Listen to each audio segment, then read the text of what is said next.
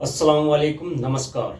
मैं शाहिद सिकंदर। जैसा कि हम सब जानते हैं, जंतर मंतर पर मुस्लिम समुदाय का धरना प्रदर्शन चल रहा है, जो कि वक्फ कानून में सुधार के नाम पर वक्फ संपत्तियों को हड़पना चाहती है सरकार। मुस्लिम समुदाय का कहना है कि जो वक्फ बोर्ड है उसमें दूसरे समुदाय के लोगों को घुसाकर वक्फ बोर्ड की खुद की फैसला लेने की शक्ति को छीनने का काम कर रही है सरकार। ऐसा तमाम मुस्लिम तंजीमों का कहना है। इस एहतजाज में तमाम मुस्लिम तंजीमें, मुस्लिम उलेमा, मुस्लिम राजनेता, विपक्षी पार्टियों के नेता और जेपीसी के कुछ मेंबर शामिल हुए। अगर मैं आपको बताऊं तो नरेंद्र मोदी की हुकूमत का मकसद ये है कि हिंदुस्तान की आवाम मंदिर और मस्जिद के नाम पर लड़ती रहे।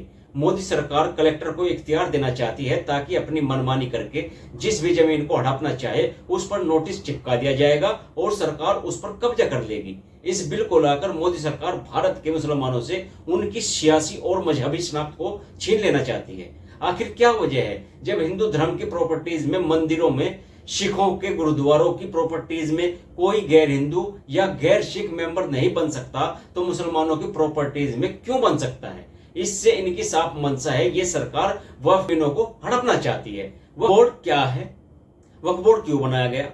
वक्फ बोर्ड भारत में मुस्लिम समुदाय की धार्मिक एवं चैरिटेबल संपत्तियों, वक्फ संपत्तियों के प्रबंधन और निगरानी के लिए स्थापित एक कानून का अर्थ है इस्लामी कानून के तहत किसी संपत्ति को धार्मिक, सामाजिक या पुण्य के कार्यों के लिए स्थायी रूप से दान कर देना। यह संपत्ति मस्जिदों, मदरसों, कब्रिस्तानों, अस्पतालों या गरीबों की मदद के लिए इस्तेमाल की जा सकती है। वक्फ बोर्ड का मुख्य कार्य इन संपत्तियों का रिकॉर्ड रखना, उनकी देखभाल करना और उनके दुरुपयोग को रोकना।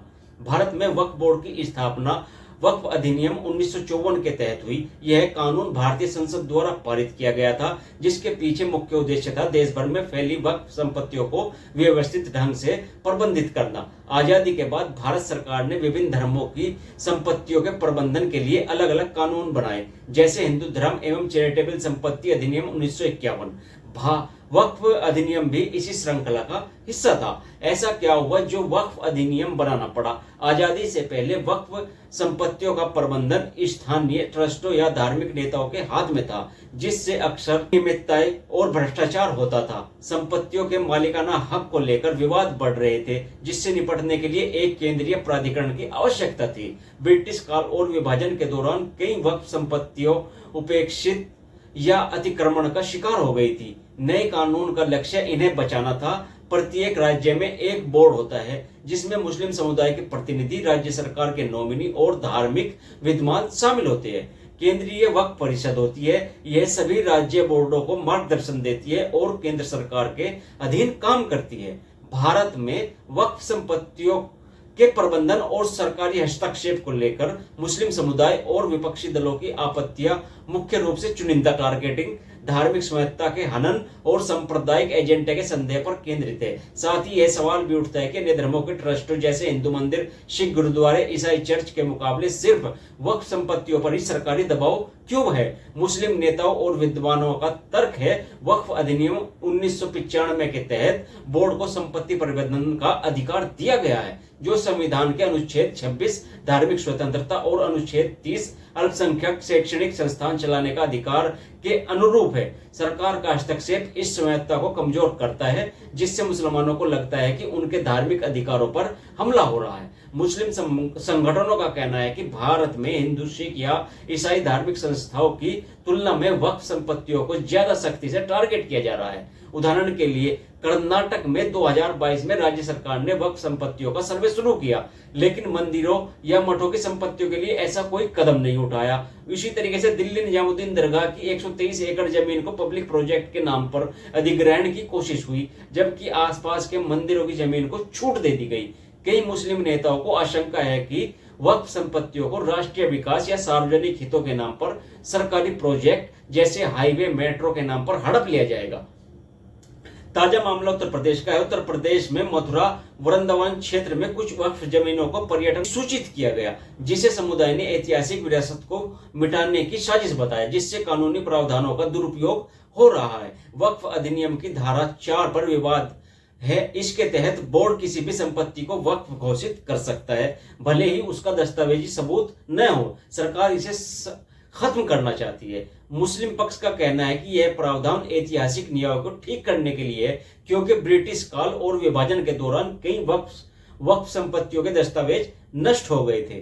विपक्ष कांग्रेस, सपा, टीएमसी, आम आदमी पार्टी आदि सरकार के कदमों को सांप्रदायिक एजेंडे का हिस्सा मानते हैं। विपक्ष का दावा है कि भाजपा सरकार वक्फ मुद्दे को हवा देकर हिंदू मुस्लिम विभाजन को बढ़ावा देना चाहती है। उदाहरण के तौर पर 2023 में गुजरात सरकार ने अहमदाबाद की एक वक्फ जमीन को शहरी विकास के लिए अधिग्रहित किया, जहां एक हिंदू मंदिर बनाने की योजना बनाई गई। इससे संवैधानिक मूल्यों का उल्लंघन होता है। अनुच्छेद 14 समानता का अधिकार और अनुच्छेद 15 धर्म के आधार पर भेदभाव निषेध का उल्लंघन कर रही है, क्योंकि अन्य धर्मों के ट्रस्टों के साथ समान व्यवहार नहीं होता।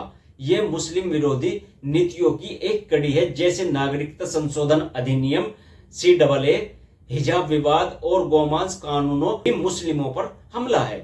सवाल है, अन्य धर्मों के साथ ऐसा क्यों नहीं होता? हिंदू, सिख, ईसाई धार्मिक संपत्तियों के साथ वक्फ जैसा व्यवहार क्यों नहीं होता है? इसके पीछे कानूनी और राजनीतिक कारण हैं। भारत के अधिकांश राज्यों में हिंदू धार्मिक एवं चैरिटेबल एंडोमेंट्स एक्ट 1951 लागू है। सिखों के गुरुद्वारे शिरोमणि गुरुद्वारा प्रबंधक कमेटी द्वारा संचालित होते हैं, जो एक स्वायत्त संस्था है।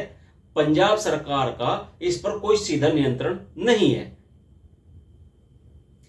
SGPC के प्रबंधन में भ्रष्टाचार के आरोप भी लगते हैं, लेकिन केंद्र सरकार ने कभी इसकी स्वायत्तता को चुनौती नहीं दी।